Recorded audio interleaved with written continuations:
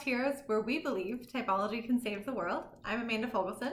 And I'm Jessie Miller, and today we're going to be talking about the question that we've been getting asked the most, which is, I don't know my type, what do we do? First of all, we wanted to say a huge thank you to every single person who shared, liked, subscribed, literally did anything to support us. It has been overwhelming and so much better than we could have ever expected. Our first video has been up for a little over 24 hours, and we have around 450 views, which is just so crazy. It's a lot. Yeah, so crazy. Yeah, it was a lot. Thank you. We appreciate it. It was a lot more than we expected. So much more than we could have dreamed, honestly. It has been amazing. Yes, it has. So, the first thing that we wanted to do is I had a kind of embarrassing revelation on the phone. It's an INFJ revelation. Let's get that straight. Because I was talking to Amanda. We kept getting this question of, I don't know my type. And I was on the phone with her and I was like, what do you mean people don't know their types? How do they not know their type? I know that I don't expect anyone to know as much as I know, but how do they not know at least their letters? And it just didn't occur to me because for 2 years, this has been my life, this has been my existence. And it's just an example of how NI obsession, we had that post, I think, 48 hours ago about how NI, our superpower is that we are able to laser focus on whatever our goals are.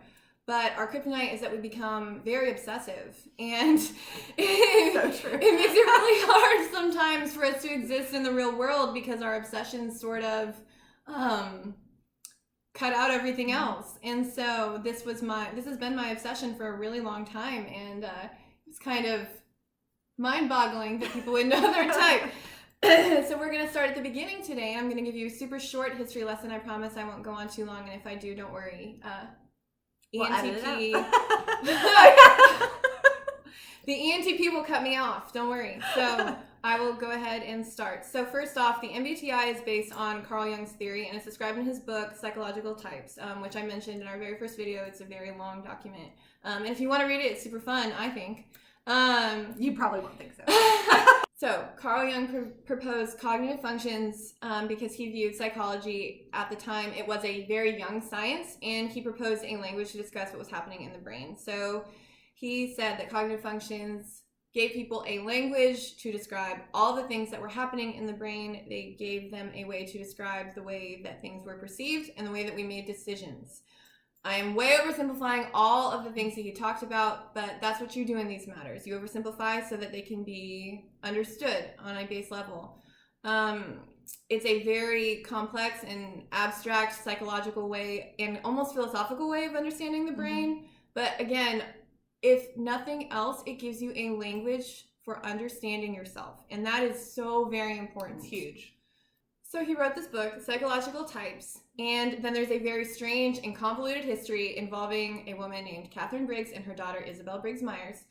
You can read all about it if you want to. There's lots of myth and all sorts of folklore on the internet.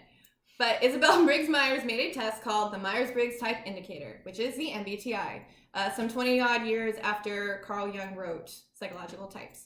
And she said that if you took the test, it would tell you which cognitive functions you relied on most. And from that, she developed the 16 personality types and proposed a set of behaviors. And she postulated that that would be able to predict which career you would be best for.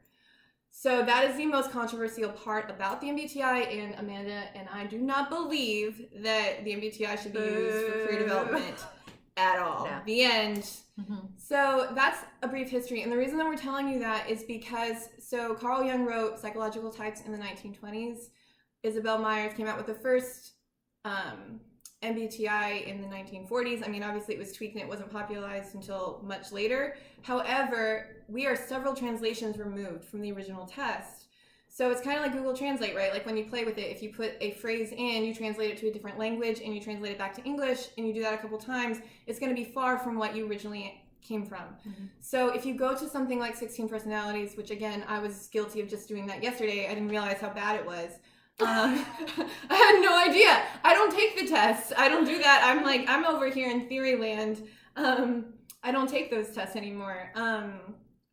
So if you you're so far removed from what Carl Jung's theory was originally that if you take the test and then you look at the behavior stereotypes and you don't find yourself, my fear is that you're going to be turned off by what you could learn. So that's why it's very tricky with the test.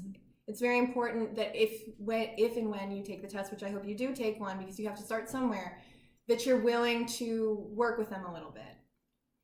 And the additional problem with the MBTI is people themselves. It's you guys. I love you guys, but people themselves are tricky.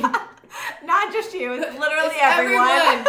God, INFJ, good job. How about I don't say that? I don't know. We'll see how that works out. So the problem with MBTI is that we are trying to catch the smoke behind the screen. We're trying to see how your brain functions. We're trying to see how you perceive things, and we are asking you to step outside yourself and look at yourself. And that is incredibly difficult for anyone, no matter how self-aware they think they are. And it's also really hard for people to be honest with themselves because of a million different factors. A lot of people are happy with themselves where they are. It's really hard for them to see their own flaws. And then depending on their situation in life, sometimes it's hard for them to see the good in themselves too.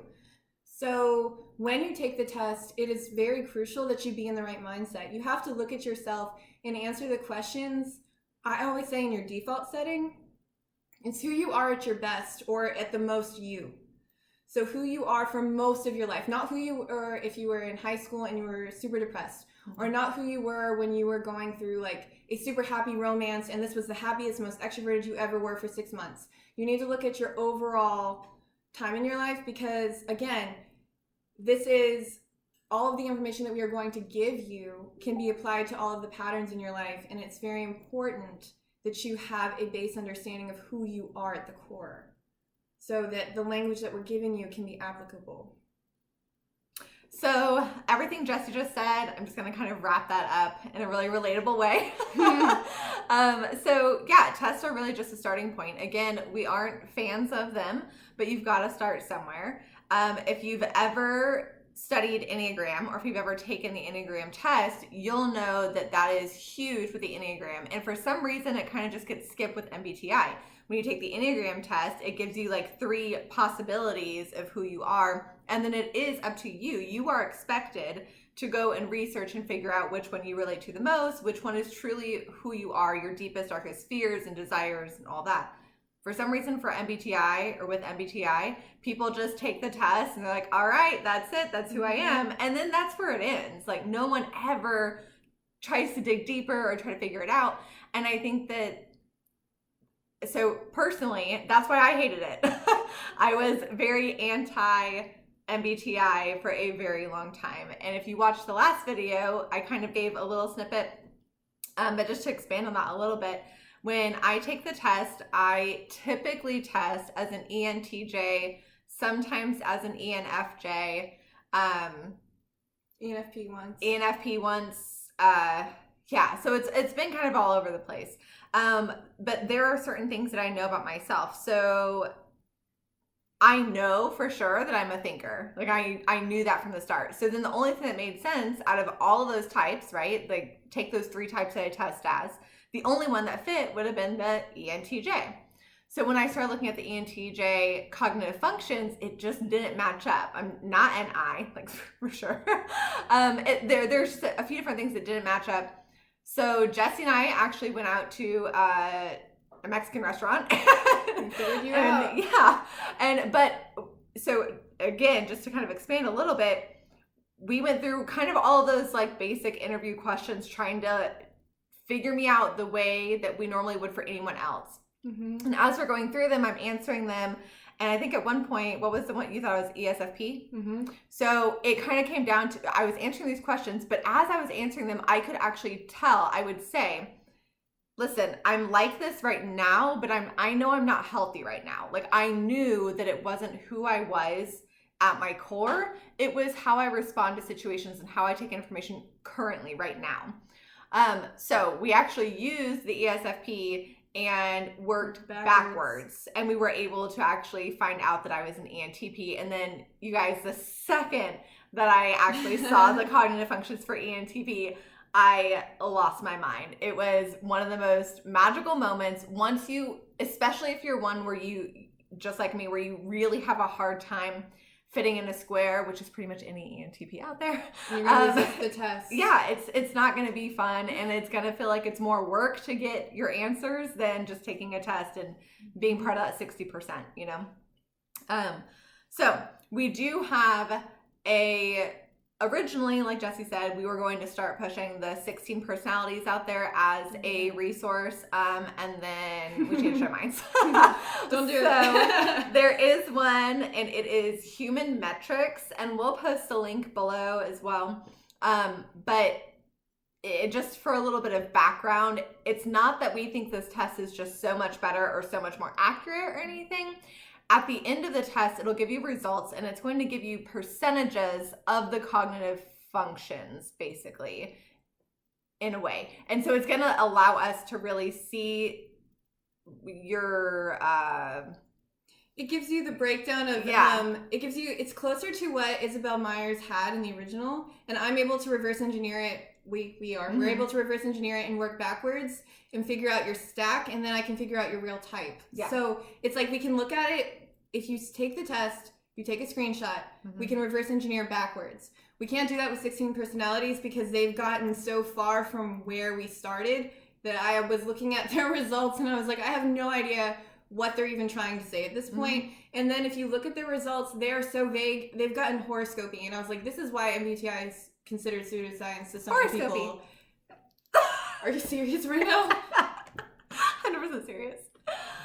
But yeah, 16 personalities doesn't even give you like the percent of each type that you are or anything like that. And that's kind of the actual results that we need so that we can work backwards. If you just tell us you're an INTJ-T, it does us nothing. It does us no good.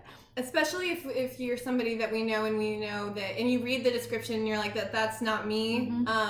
And if it came from 16 personalities and the description is so clearly not you, and then I'm afraid that you're not going to trust anything else we have to say. Yeah. So that's my fear. That's our whole thing on why tests are bad.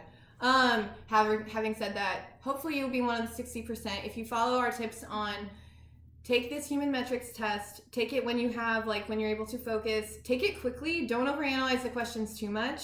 But with that, there are certain types that take longer than others. For example, I fly through a test in about 2 minutes. I don't have to think at all. I literally just push buttons and I'm done. My husband, on the other hand, who's an INFP, takes his sweet time. Test? No. I need to have him take it though. But we know for sure he's an INFP. Yes, he is. But anyways. The most INFP. It's literally the stereotype of INFPs. But when he takes a test, I can't even sit next to him. It drives me crazy how long but it's just how he processes the information, tries to make decisions. It's just different. So, but yes, try your hardest to go with your gut instinct. Not so much trying to say, like, I know I've done this as well. I think every person has done this at some point where you're taking the test and you're like, oh, well, I'm like this at work, but I'm like this at home. Like, that is my number one situation. Don't do it. Default setting. Yes. Yeah. Do your default setting. Yep. And if you don't know yourself well enough, ask your spouse, ask your parents, ask somebody that knows or come talk to us. We can ask questions to kind of get you there. That is my favorite thing to do, is working through somebody's type. It's literally my favorite thing in the world. It's like a puzzle. I love it. A people puzzle. So again, just to sum up, take the test, take a screenshot, and then schedule an interview, please, oh please, so that we can get our data, so that we can go ahead and get our podcast premiered in the summer. And so that we can help you find your type and really start digging in deep. All right, so we will see you on the next Typecast Hero. Oh my God. Is that really going to be our thing now? Should it?